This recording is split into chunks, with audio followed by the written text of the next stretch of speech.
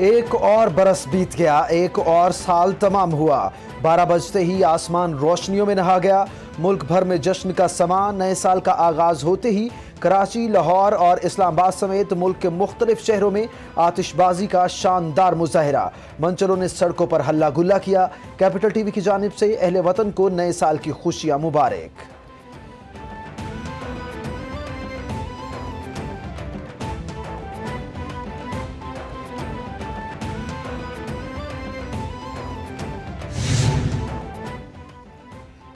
तल्खो शीरी यादों के साथ साल 2022 का आखिरी सूरज डूब गया। साल 2022 के आखिरी सूरज को अहले वतन ने अलविदा कह दिया। शहरियों ने आखिरी सूरज गुरूब होने का दिलकश मंजर का नज़ारा किया। Good bye 2022, welcome 2023। अहले वतन की बड़ी तादाद ने इस मौका पर अल्लाह ताला के हुजूर दुआ की कि आने वाला साल बनी नौ इंसानियत उम्मत मुस्लिमा के लिए खैर व बरकत का साल साबित हो।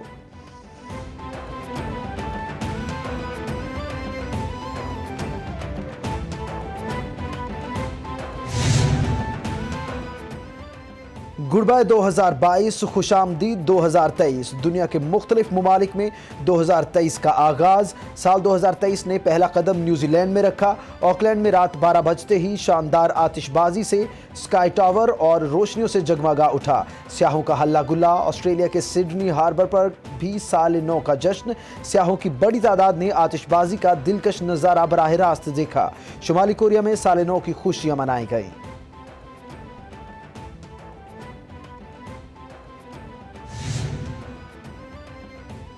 साल 2022 में पाकिस्तानी अहम सियासी शख्सियात में साबिक सदर रफीक तारड़, साबिक वजीर दाखिला रहमान मलिक, रुकन कौमी असम्बली आमिर लियाकत हुसैन, ख्याल जमान औरकजई और मुस्लिम लीग नून की सेनेटर नजमा हमीद दुनिया से रुखसत हुई।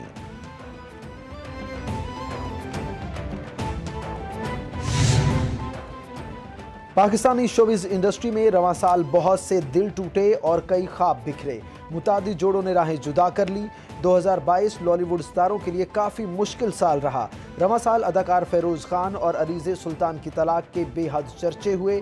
मशहूर ड्रामे रांझा रांझा करदी में किरदार अदा करने वाले अदाकार इमरान अशरफ भी उलझनों का शिकार रहे। अदाकारा सना और फ़ख्र ने शादी के 14 साल बाद अलहदगी का फैसला किया।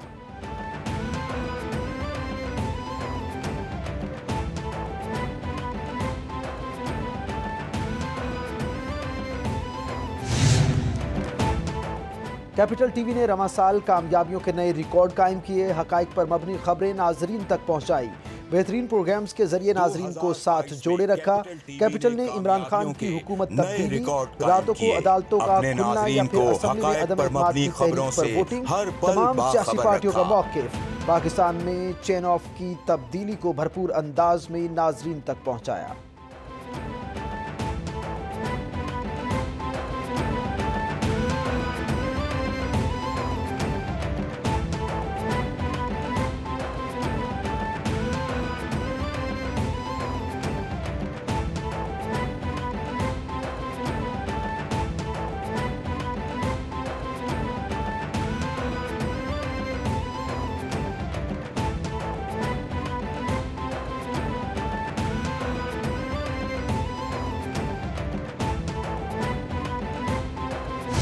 साल का जो जश्न है वो अपना कराची वालों के साथ मनाना है। एक साल में पाकिस्तान पीपल्स पार्टी के कारकुन ने पाकिस्तान पीपल्स पार्टी के जियालों ने उस कठपुतली को, उस नालायक नाकाम तरीन वज़ीर आज़म को जमहूरी हथियार अपना के, आईनी रास्ता अपना के, अदम एतमाद ले आके उसको घर भेजेंगे। चेयरमैन पीपल्स पार्टी बिलावल भुट्टो कहते हैं कि हम नए साल का जश्न कराची वालों के साथ मना रहे हैं। बोले 15 जनवरी को शहर कराची में बल्दियाती इलेक्शन होगा। पूरा कराची इलेक्शन के लिए तैयार है। कारकुन लॉन्ग मार्च के जरिए इस्लामाबाद पहुंचे और नाकाम वजीर आज़म को जमहूरी तरीके से घर भेजा। सिलेक्टेड को घर भेजना कारकुनों की जीत है। पीपल्स पार्टी तक़सीम नफरत की सियासत पर यकीन नहीं रखती। आइंदा भी पीपल्स पार्टी मुल्क को बचाएगी।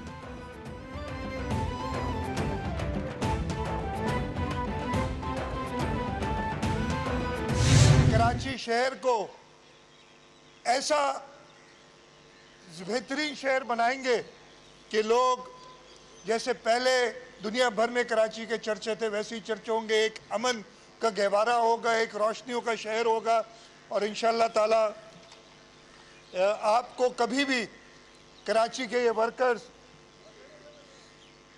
कभी भी नाउम्मीद नहीं करेंगे।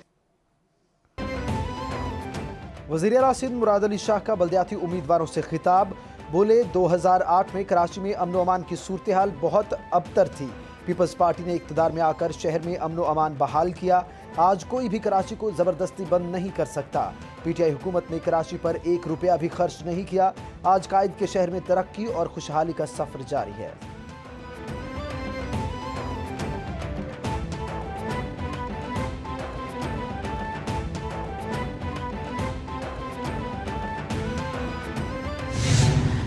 मौसम को सामने रखते हुए और वज़ीर आज़म की हदायत के मुताबिक ये फ़ैसला किया गया है कि हुकूमत ये जो इंक्रीज़ है वो जो अपनी जो लेवी है इन 2 प्रोडक्ट्स के ऊपर उसको अब्जॉर्ब करे और उसको इस वक्त जो भी कलेक्ट की जाती है उसको उसमें से उसको यानी कम कर दिया जाए और इन कीमतों को बरकरार रखा जाए। वफाकी वज़ीर ख़जाना इसहाक डार ने न्यूज़ कॉन्फ्रेंस में बताया कि पेट्रोलियम मसनूआत की कीमतें 15 जनवरी तक बरकरार रहेंगी। बोले आलमी मार्केट में पेट्रोलियम मसनूआत की कीमतों में इजाफा हो रहा है। ओगरा ने पेट्रोलियम मसनूआत में इजाफे की समरी भेजी थी, लेकिन वज़ीर आज़म की हिदायत के मुताबिक पेट्रोलियम मसनूआत की कीमतों को बरकरार रखा जाएगा।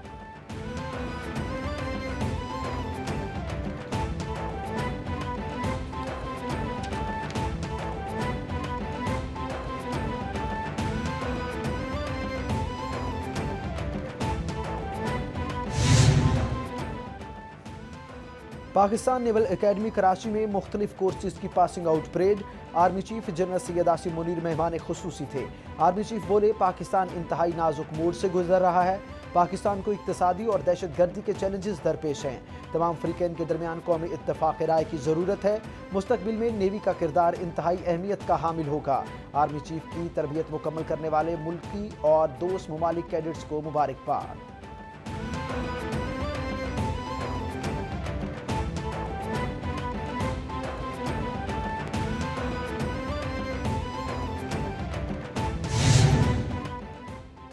ISPR के मुताबिक सिक्योरिटी फोर्सेज ने खुफिया मालूमात की बुनियाद पर खैबर पख्तूनख्वा के ज़िला बन्नू के इलाके जानी खेल में ऑपरेशन किया।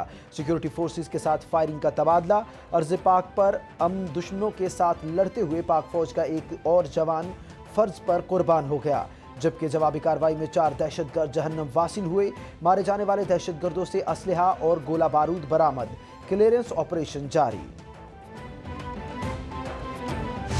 हुकूमत ने पाकिस्तान की मईशत को दोबारा बहाल करने के लिए अपने ऊपर एक कौमी चैलेंज आयद किया है। हम किसी सियासी मसलहत के तहत हुक्मरानी नहीं कर रहे, हम कौमी मफाद के तहत हुक्मरानी कर रहे हैं, जिनके ज़रिए से दहशत गर्दों को दोबारा सिर उठाने का मौका मिला। पाकिस्तान ने अगर तरक्की करनी है तो इसमें इंतहा पसंदी के लिए कोई गुंजाइश नहीं है। वफाकी वज़ीर मनसूबाबंदी एहसन इकबाल कहते हैं कि रवां साल माशी तौर पर सख्त तरीन रहा। 2023 भी एक मुश्किल साल करार दिया जा रहा है। हमें और ज़्यादा मोहतात होकर चलने की ज़रूरत है। हम पाकिस्तान और मईशत की मुरम्मत कर रहे हैं। इमरान खान सुबह शाम लोगों में मायूसी फैला रहे हैं। हम पाकिस्तान को बहरान से निकाल लेंगे। अगस्त 2023 में असम्बलियों की मुद्दत मुकम्मल होते ही नए इलेक्शन हो जाएंगे।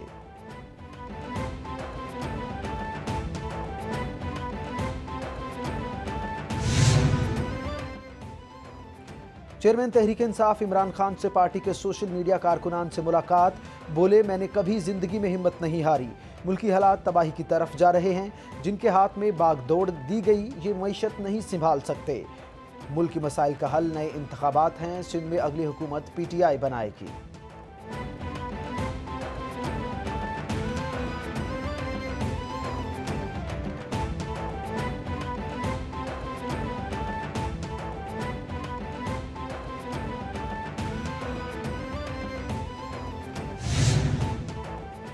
एमक्यूएम के टूटे धड़े एक होने लगे। एक ताकत, एक साथ मिलकर महाजरों की महरूमियां दूर करने का अज़्म। डॉक्टर फारूक सत्तार, खालिद मकबूल सिद्दीकी और मुस्तफ़ा कमाल की सोच एक हो गई। गवर्नर सिंध की फारूक सत्तार से मुलाकात। गवर्नर सिंध और डॉक्टर फारूक सत्तार की प्रेस कॉन्फ्रेंस। बोले, नए साल को नई उम्मीद का साल और मुत्तहिद होने का अज़्म कर लिया।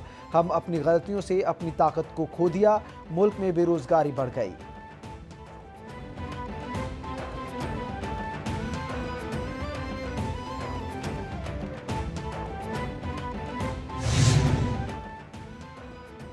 इलेक्शन कमीशन ने इस्लामाबाद हाई कोर्ट का हुक्म हवा में उड़ा दिया। शहर इक़्तिदार में बल्दियाती इलेक्शन ना हो सके। इलेक्शन कमीशन ने इस्लामाबाद हाई कोर्ट के सिंगल बेंच के फैसले के खिलाफ इंट्रा कोर्ट अपील दायर कर दी। दरखास्त में रहनुमा जमात इस्लामी मियां असलम और अली नवाज अवान को फरीक बनाया गया। रजिस्ट्रार हाई कोर्ट का इलेक्शन कमीशन के फैसले पर एतराज़ खत्म कर दिया गया।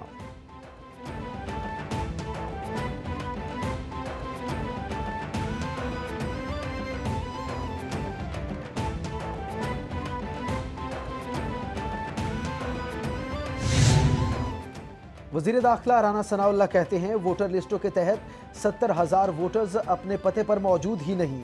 15 के करीब उसके खिलाफ दरखास्तें आई पड़ी हैं। इलेक्शन शेड्यूल के बाद ही कानून साजी हो सकती है। जो शोर मचा रहे हैं वो पार्लियामेंट में बैठे, इस्तीफे देकर घर बैठे हुए हैं। बल्दियाती इदारे 2020 में मुद्दत ख़त्म कर चुके, इन्होंने क्यों इलेक्शन नहीं कराए? इलेक्शन कमीशन ने फिर साबित कर दिया कि वो हुकूमत की बी टीम है। पीडीएम अवाम से खौफजदा और बल्दियाती समेत तमाम इलेक्शन से फरार इख्तियार कर रही है। चेयरमैन पीटीआई इमरान खान का ट्वीट। बोले, राय दही सबका बुनियादी हक और जमहूरियत की अलामत है। पीटीआई इस अज़्म के साथ खड़ी है।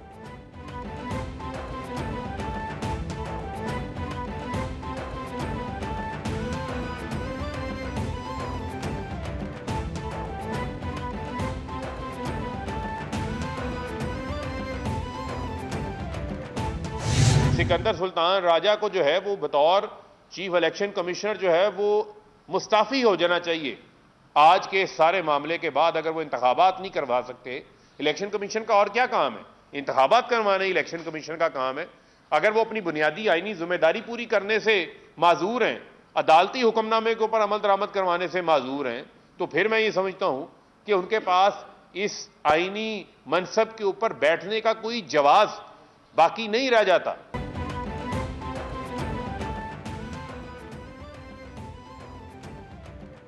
इलेक्शन कमीशन ने फिर साबित कर दिया कि वो हुकूमत की बी टीम है।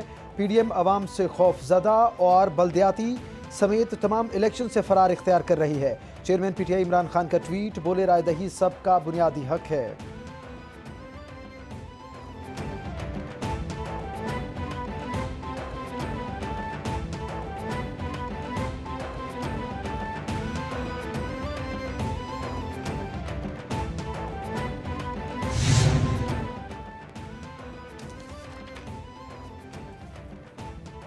सतहत्तर वुज़रा में इसहाक डार की जाली मनसूबाबंदी और बिलावल के फ़ज़ाई दौरे सब नाकाम हुए। टेक्निकल या निगरान हुकूमत तकनीकी डिफ़ॉल्ट में क्या करेगी? माशी सियासी तबाही कौमी सलामती तक पहुँच गई। अनकरीब हुक्मरानों के केसेस, ओवरसीज़ वोटों का फैसला सुप्रीम कोर्ट करेगी। शेख रशीद का ट्वीट। बोले, नए साल में एमक्यूएम और बीएपी नेक हो जाएंगे। इलेक्शन जब भी होगा 13 पार्टियां के खिलाफ इस्लामाबाद में रेफरेंडम होगा।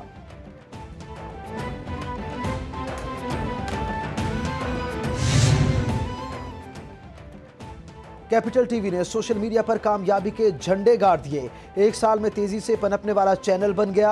लाखों या करोड़ों नहीं बल्कि दुनिया भर के कई अरब सारिफीन कैपिटल टीवी से जुड़ गए। अपने नाजरीन को हकाइक पर मबनी खबरों से हर पल बाखबर रखा जाता है। पाकिस्तान में इमरान खान की हुकूमत की तब्दीली के दौरान पल पल की हकाइक पर मबनी खबरें नाजरीन तक पहुंची। समाजी मुश्किलात से मुताल्लिक आम शहरियों को आवाज़ उठाया।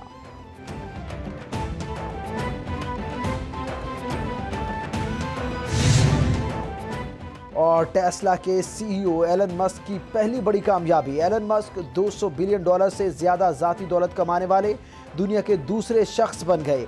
एलन मस्क वाहिद शख्स हैं जिन्होंने अपनी मजमूई मालियत से $200 बिलियन के फिगर को मनाया। जनवरी 2021 में जेफ बेजोस ने महीनों बाद इस हद को अबूर किया था।